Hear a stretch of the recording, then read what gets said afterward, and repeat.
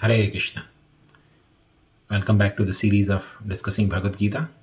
Today we shall be discussing the 8th verse from the 12th chapter of Bhagavad Gita.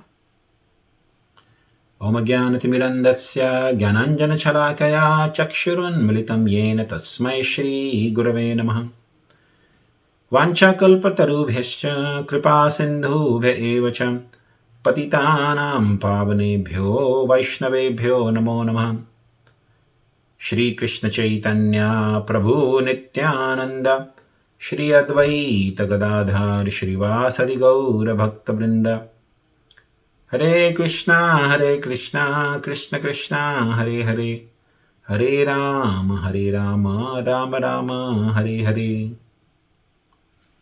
Hare Krishna. So the text 8 is Mayeva mana adatsva Mai buddhim niveshayam Nivashashyasi mai eva ata urdhvam na samshaya. Translation: Just fix your mind upon me, the Supreme Personality of Godhead, and engage all your intelligence in me.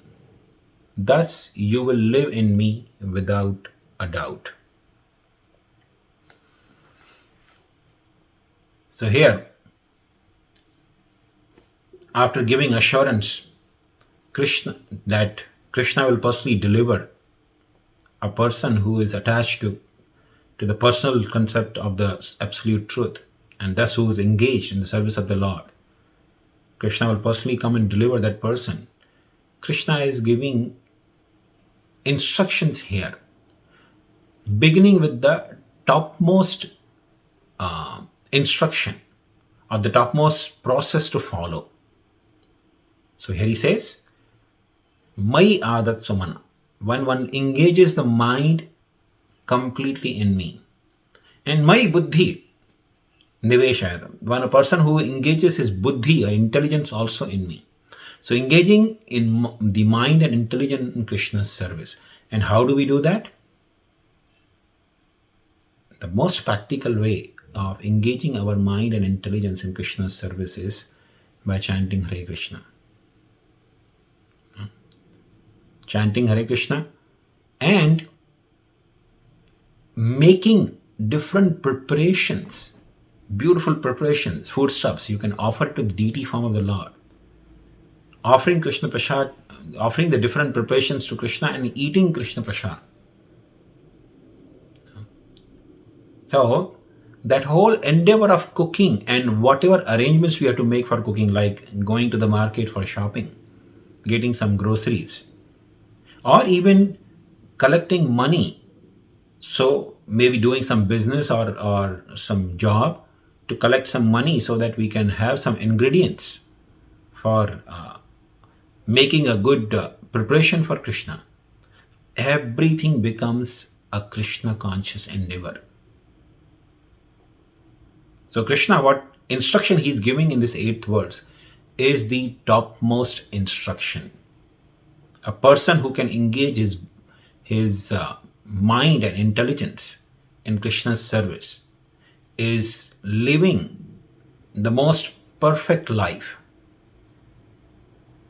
Srimad Bhagavatam actually analyzes how people in general spend their time in this world. Say for a person who has lifespan of 100 years. Out of 100 years,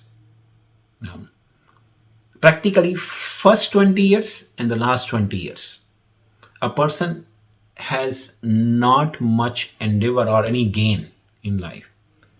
Because first 20 years as the child is growing up and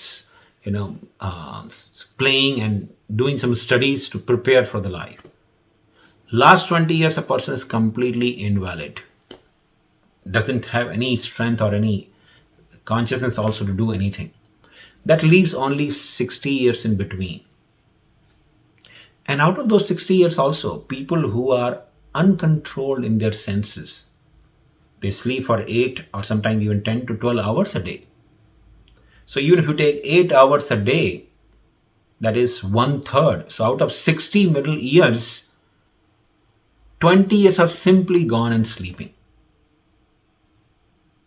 And during those middle youthful years, a person generally works very hard. In current context, person may work for 7 to 8 hours, but of course nowadays nobody generally works 8 hours. They have to work more than 8 hours. But even if we take 8 hours, that means another 20 years are simply gone in working. That leaves only 20 years.